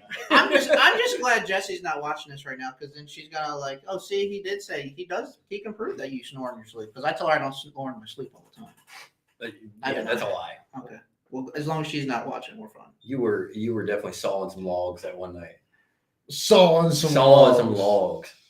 Well, you know, I've gotten a little fatter in my older age. My neck gets a little thicker, so my airways. Yeah, that's what I need to do. I got also this waddle going on, like a fucking turkey. How come I can breathe oxygen normally when I'm awake, but as soon as I fall asleep, I sound like a freaking chainsaw? If I fall asleep on my back, I snore. Yeah, that's Anyways, back to fishing, not snoring. We talk about anything hilarious on the show. Okay. That's funny. Back to snoring. caught a 14-pound carp on Sunday on What? 6-pound line on a Ned rig in the mouth. That's It was what the she only fish that we caught All day. said. We caught a lot of all fish day. this weekend. Not as much as I wanted to, but we caught some fish. We got a lot of fish. I thought it was cool going way up into like the shallows of those fingers, and actually like being able to catch bass in like 8 inches of water, probably. So we were in some- water that you can. I mean, you can see Or you can everything see in the beds. water. You can see beds. The crazy part is fishing that shallow, like when they're not on beds, if they're just on like little pieces of wood and stuff, and like you can see everything in the water. And then you throw don't like see the bass. you throw a spinnerbait up. You throw a spinnerbait up there. There's like twig that's there. Boom. Yeah. It's insane. Well, Like, you're not- But you're not you is that- can't see the fish. How is that fish there? Like You can't see it. So there's those docks that are in Mill Pond when you first go through the bridge on the left hand side, that little marina right there on the left. on the left. Yeah. Yeah. We were back in that pocket, and so here's a marina here, and then that pocket kind of loops over in here, and it's got that little creek that feeds in. Yep. So we're fishing that dock right there on that point, and all of a sudden I see bait busting all the way in the back of that, like past all the laydowns. 10. And I'm like, you see that, Chad? There's bait busting. Let's grab the Sammys and let's roll. Roll over there. I wing one over there. One misses it. He wings one over there, and he hooks up to it. We're in like 8 inches of water. That's so. I In love the middle of the It was day. wild, dude. It's like noon. But you could see crystal clear everything, all the structure that was underneath there. But You couldn't see God the behold, fish, you could not see a fish. but they were there. But they were there. Yeah, that's The camouflage is just insane. And I'm not gonna lie, if there's deep. I took like that, I yeah. took a lot of different things away from the trip, but if there's one thing that stuck out to me because I think that I can apply it to fishing at home just how shallow fish was actually just how shallow fish will actually go, and they can hide in the clearest water. Because there's been times where I've been fishing and I'm thinking the water is so clear and I'm going through it and I'm like, it's dumb shallow. I can see everything and there's clearly no fish here. right. So Dude, you see they that a- can be a bass can camouflage in with a rock that's only half the size of the fish. Like it is wild how they do it. You see that a lot on Deep Creek too. We catch them stupid shallow in Deep Creek. I mean, in like this much water. There's like this much water, and you'll catch 3-pounders out of it. It's insane how shallow those fish will get. I mean, they'll just like, you'll have like out there. It's all floating piers, so you'll have like the walkway out to the pier, and there's like this much water under the pier, and you skip a Senko up under there and catch a 4-pounder in literally this much water. I mean, you Yeah. can see like the bottom, like you can't get your trolling motor into it. Like you're kicking up mud to get close enough just to cast to it. Yeah. And you're bombing a cast, another, 30, 40 feet, past where you can get to. Have a good night, Rob. Peace, Rob. Peace out, brother. And catching fish that you're like, how is it even covered by the water? It's so shallow. It's crazy in those really super clear fisheries, just how shallow those fish will Yeah. get. I know Absolutely. Michael Duarte was telling me he finished second in a BFL on Cayuga, and he told me he had like a 24-pound bag, and he said he caught all of them off one dock, and it was so shallow that he had to push his boat out. Like he barely got it. There was barely enough water to get his boat in. He had to push his boat to get off the dock, and he caught 24 pounds off of it. Yeah. In this much fucking water, freaking water. I don't know. Like that's what I'm trying to say. Like that's one thing I took away was don't be scared at a specific time of the season to just go dumb shallow and in very clear water in places that you don't think where fish might be hanging. Because they're there. So the other thing that I learned from Deep Creek, talking about fishing stupid shallow, is not being afraid to fish stupid shallow when the water's cold, because those fish out there were moving up when the sun came out, So they were moving up into that shallow water for warmth. because that shelf was a lot You warmer. were thinking, oh, I'm out and I need to fish deeper, and I ended up fishing deep in that tournament. But one of the guys, the guy who finished second, was fishing like this much water, and he was able to see almost every fish that he caught. It's like 2 weeks ago when we were there, when we got on that school. When that school first fired up, before I called you. Were they way in the back in that real shallow? No, they were on main lake, but they were literally in inches of water. Yeah. I literally had. Oh, that one. Okay, Yeah. Oh yeah, when we first pulled up, we were catching them right off the bank. Yeah, I mean on the bank. A foot of water. Yeah. Like literally, I would chuck a bait, and it would literally land in the mud, and I'd drag it into the water and get hammered. I think that was more because of the bait though. I just found it interesting, at Deep Creek, that they were moving up into that shallow water for warmth. Because of that shallow water, the sun's hitting the bottom, it's heating the bottom, versus out in 10 feet of water where it's just trying to kind of warm the water. Sun in their back. Yeah, it was pretty interesting how shallow those fish were in pretty cold water. I mean, I think the water out there was 50 degrees. When we were out there. We were out there in October. Pretty interesting how fishing clear water will change your perspective based on what we normally do. Yeah, there's like Jason said, we've seen Yeah, bait all literally that, too. jumping out of the water onto Almost. land, running away from bass. That was I think there was 2 patterns that we established when we were there. Yeah. And those 2 patterns were fine bait, fine bass, go all the way up into the fingertips of those creeks, and fine bass in the shallows that are transitioning into spawning points. Yep. Definitely upon the next moon phase, they're going to have probably their first spawn. Yeah, we If there saw was- 3 or 4 beds. If you saw them making beds, they're spawning right now. Yeah. When those bucks start making beds, it's usually only at most 2 or 3 days. It's very light.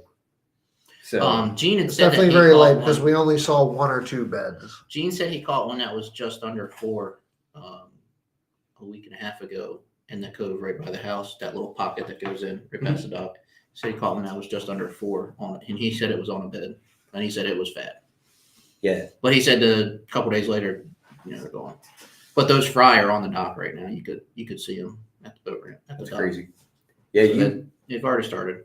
if you start seeing bucks moving beds, you just if you know where that cove. I was talking to Kevin about that, about a specific cove that you guys saw some in, and I know the cove very well, and I know what's in that cove, and you could probably pinpoint where the bigger fish are. Now catching them is a different story. Yeah. But those fish are going to be there. You just have to figure out how to catch them. Yeah, we saw the buck making it, and then we saw one that was about 3.5 pounds, kind of come cruising. Just Yeah, if they're starting to one make back there. beds, they're going to be staged up on those on those first points going into the coves. Yeah. First but points. that spot always has beds in it. That cut right there always has beds in it. Probably because it's got a lot. There's a good hard bottom there. Yeah. It's got like a nice gravel bottom in that cove. Yeah. So there's a lot of. It gets a good bit of current coming Anytime you through can that get. creek too. That little creek that runs into it. It's got a pretty good amount of water coming through it. That's odd. Usually you're not going to spawn. It's kind of a double-edged sword. That's going to keep this. It's going to keep it from getting as sandy. It's going to be a more gravelly bottom when you have the current running through there. But yeah, I wish I had been down there. Yeah. So Anna was one for the books for sure. Sucks. It's most likely our last trip to that facility. To that Yeah. specific To that house. facility, but I definitely hope I get another invite down for another trip, and Absolutely. that's something I definitely look forward to. That was a lot of fun. Glad I was able to get you guys down there. I would say in 3 years. challenging, something different. It's definitely a different element. Yeah, Right. different element. I'll just tell you, Chad. 3 years of going down there, I've never had somebody on the back of my boat. So I mean, I usually have an open spot on the back of the boat. Oh, is that what you're Think- saying? This past year was the first time you had somebody fish with you. Was Rob. Yeah, And he only fished with you for A day and a a half. day and a half. definitely down to go do some fishing. Yeah, I'm gonna have to find another house. It's gonna be able to accommodate more people. I wish you could have stayed that day that we I should have gone the week before when you went. I had an offer to go and I didn't go. Yeah, I told you I had You to go back did. there. You did tell me that I could go, You and literally I didn't missed- go. You missed one of the most magical weekends of numbers of fish I've Between probably ever had there. in 2 days, between me, my buddy, and Kevin, we probably caught 250 fish. Out of one spot. No, not the one spot. One spot, I guarantee between the four of us, we caught 200 fish out of. Oh yeah, between the four of us, between me, Ron, and you, in that one, me and Ron caught 100 out of that spot, over 100. That's a crazy story. Yeah, it wasn't. It was a fantastic experience, and we caught a bunch of fish, but it definitely wasn't like you said in the stories. But that is just to go to show how a number of days can completely change everything. Oh yeah, for sure. I'm It was so pretty good sure that- that was moon phase also. Right. It was so good that Saturday that I put my power poles down and I didn't pick them up for 4.5 hours. It was we so just good. sat in That's one- amazing. We sat in one spot and continually caught fish That's for amazing. 4.5 hours. We caught them so good, it got to the point where I got hungry. I said, I'll be right back. I'm going back to the house to eat. I went back to the house, I went up to the store and got a sub, ate it, and then came right back to that spot. I kept catching fish. And I the was still exact same power pole spot. down. I was still power pole down in the same And we exact still spot. kept on catching fish for like another 2.5 hours. That's crazy. It was Before it was we literally insane. just got tired of talking. Like literally, we were so close to each other, we could talk with normal talking voices. So we were and in the hear each other perfectly. We were in the back of this cove, and this cove is 50 yards across. Kevin was pulled down on one side of the cove. I was pulled down on the other side of the cove, and we were just casting toward each other. We were like 50 yards apart. Literally- Kevin caught one underneath my trolling. So motor. before he threw pulled a, down, he threw a drop shot. I heard it land next to my trolling motor, and he immediately sets the hook. so he at first when he first came in, he was kind of in the middle, and I'm like, he's kind of. I was like, you should go over on the other side right there, and he didn't, and I'm like, I told you, you're right on top of him. Get over on the other side. It was right underneath my boat. It was insane. And then the next day we, me and my buddy were checking out. We were checking out some other. Kevin was checking out. He was checking out some places, and I had sat down on this one spot, probably the farthest spot away that I was going to go for the day. And Kevin calls me and he's like, "Yeah, you need to come back here." And I was like, "I will be there in 3 minutes." My buddy hadn't even he was just getting his rod out. I made one cast. He was just getting his rod out, ready to fish. I was like, "Yeah, put your shit away." Yeah, that spot, that Sunday pattern was good. I mean, it was pretty damn good. Yeah, that was fun. I mean, and We then needed once that. we caught them the same way you were catching them before we got there for a little bit, and then they moved off deep, and I put a certain little bait to work, Yeah. and it was intense. I think we fished half a day on Sunday, and I think we probably caught 60 Yeah. and one that's- wiper. Yeah, and you got one wiper out of it. I forgot about that. It's the first actual wiper I've caught down there. I've caught stripers. Yeah.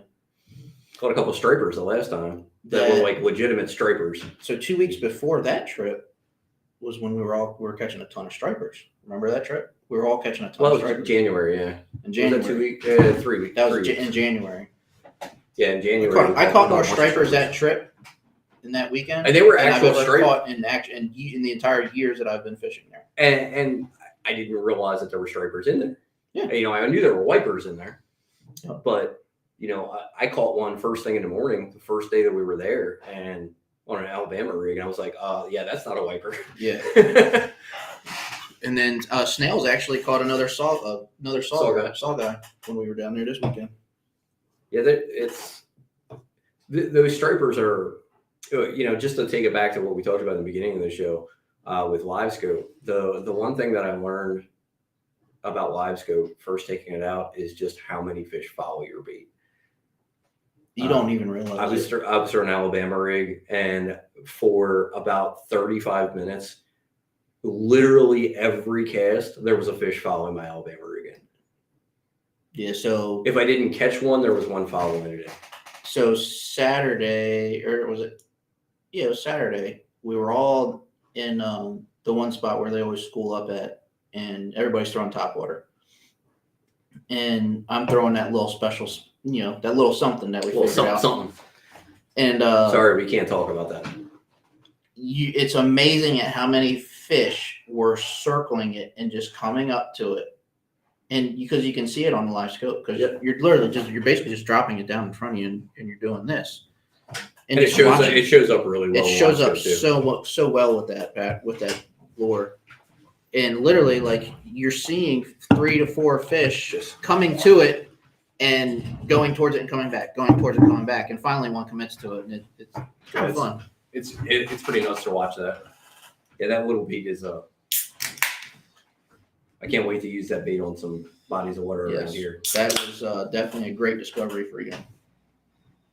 Tied it on a whim. Yeah, and it's Remembered about 15 Bassmaster articles I've read over the years. And dude, when everybody else, like when the topwater bite would die, everybody's still throwing topwater, I'd pick it up and be like, oh, there's another one. There's another one. I'm also no longer worried about trying to throw top water over top of 15 feet of water either. oh yeah, that'll break. I actually At one point we were in 20 feet of water, still catching them on top. Before I even went to Lake Anna. It's like, all right. It's like sometimes it's like, okay, get away from the shore. Yeah. Just because you're catching, like, they You could be gotta- out there. Like, it doesn't. If they're schooled up out in the middle, Keep in mind, just keep in mind for that, you have to have clear water for that. And that's where I learned to You gotta do that remember, was those on fish Deep can Creek. be down in 30 feet of water and they can see the top.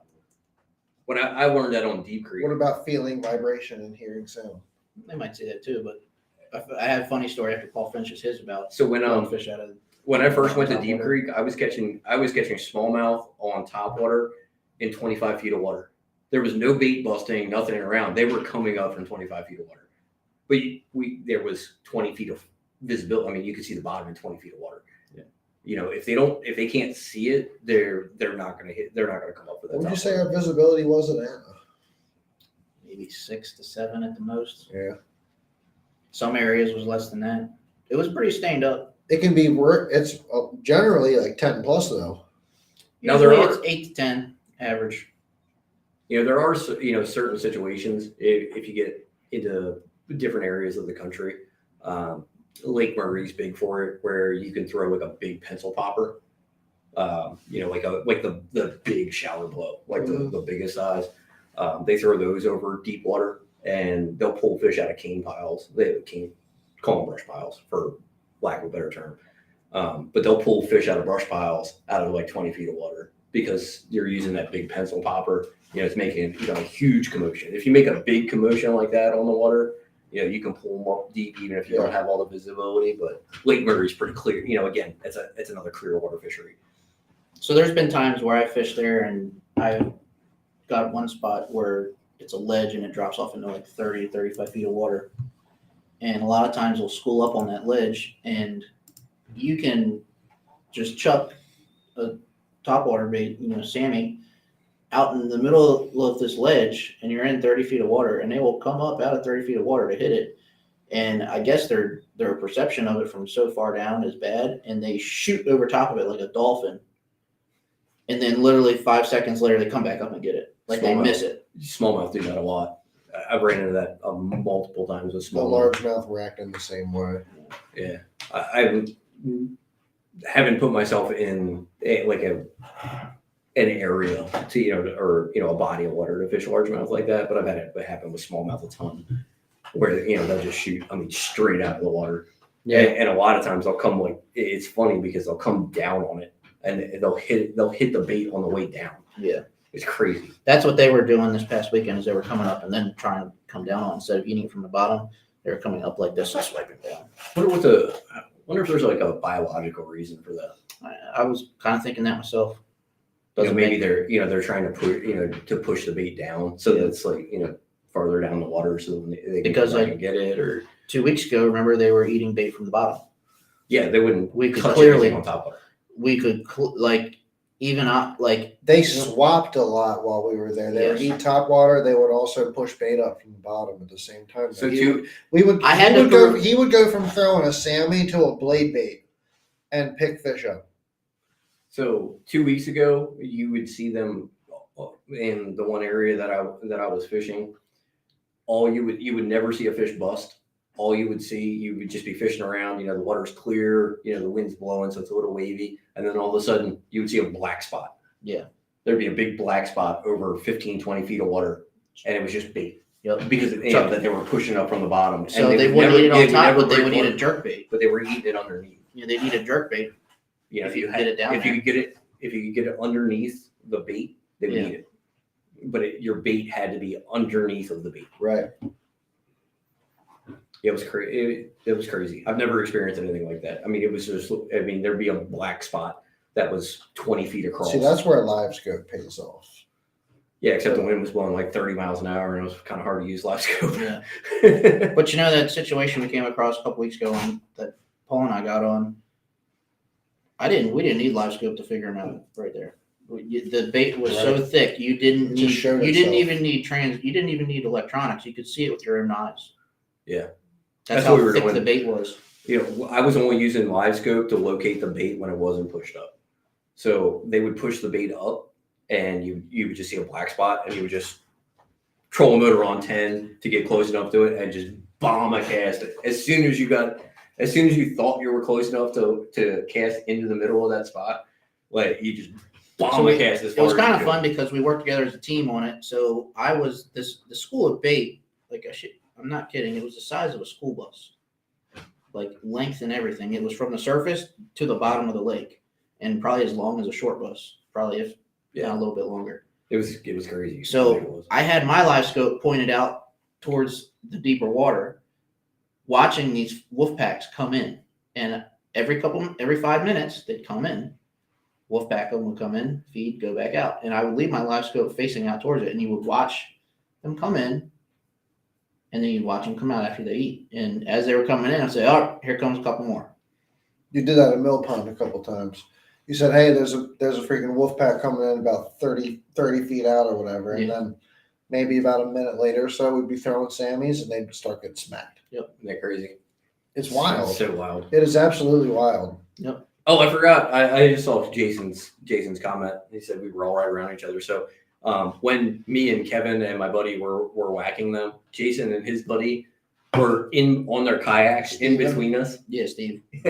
They were on their kayaks in between us, Whacking also them whacking them. And they had been there for 2 hours before we got there whacking them. Yeah, because we bitched out. We bitched out, went to the tackle shop. Because it was 13 degrees in the morning. Yeah, they were the true iron hards on that one. They went out in their kayaks. They went when out it was in like 13 kayaks. It was degrees. We were 13 like, degrees. we're going to get breakfast and going to the tackle store. Yeah.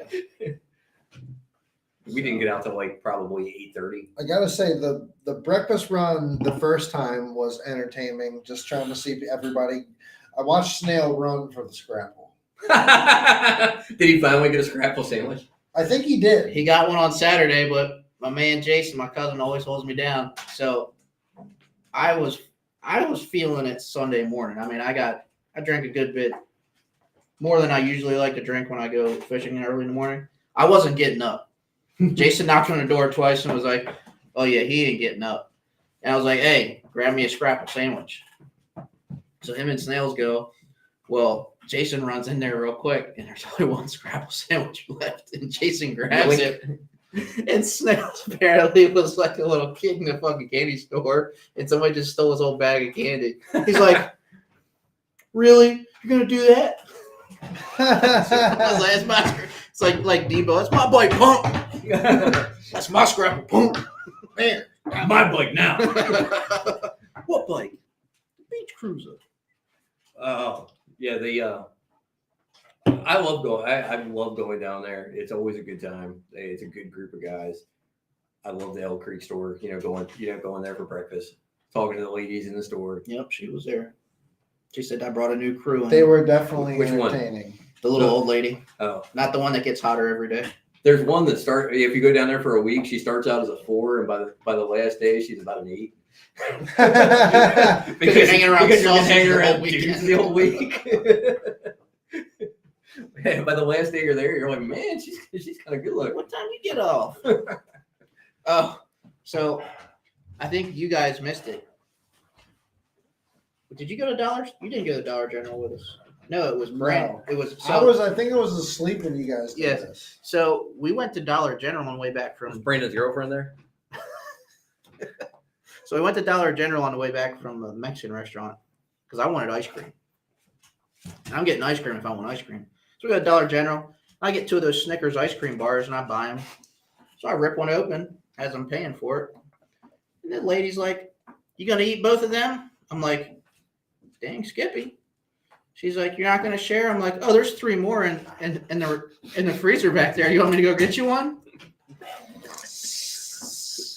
And she thought I was gonna share my Snickers ice cream bar. And she was like, "No, it looks like you need one anyways." I'm like, "Yeah, well, it doesn't look like you need one." Oh, that's wrong. Well, you know, yeah, but it was a We were guy's hilarious. yeah, but it was a guy's trip, so who cares? it's not like I go there every day. Just every other weekend. They're going to know us by name soon. I'm pretty sure the lady at the Elk Creek store knows me by name at this point. Oh God, fantastic! I hope she doesn't, but it wouldn't surprise me. Hey, hon, She- y'all eating sandwiches today?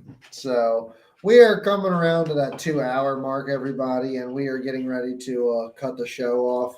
We've covered most of our bases for the night. Kevin's got a little bit of a drive home, so we want Yeah, to I give got him some About a Yeah, me 40-minute too. ride. want to give him some time to get home at a decent time. We appreciate everybody for tuning in and listening to what we had to say tonight. And tonight was a Tuesday special, but you can guarantee that we will be live Friday. Friday. We'll be live Friday night. And we will try to get Watch Mike it. back on for another show when we get Yeah. a little better Yes. audio for him. Absolutely. And we do have some more announcements to make. We have some more upgrades coming that we'll Oh, be yeah. announcing. Tony's got some upgrades coming. Tony's got some upgrades coming. Tony spent some money. Mark this on your calendar. He spent money and then he was forced to spend money at the same time. He had to spend double money. He's probably dying inside. He got He money. probably is dying inside right now. He's probably having buyer's remorse. He's like probably a having mofo. diarrhea and vomit over what is happening right now. He's probably thinking of his upgrades. I should have spent that money. He will not regret it once he has it, though. Hey, No, it's not only at all. money, guys. We make it every day. Absolutely. You only live once. Yep. Exactly. Can't take it with you. Thanks for tuning in, fellas. We'll catch you guys on Friday.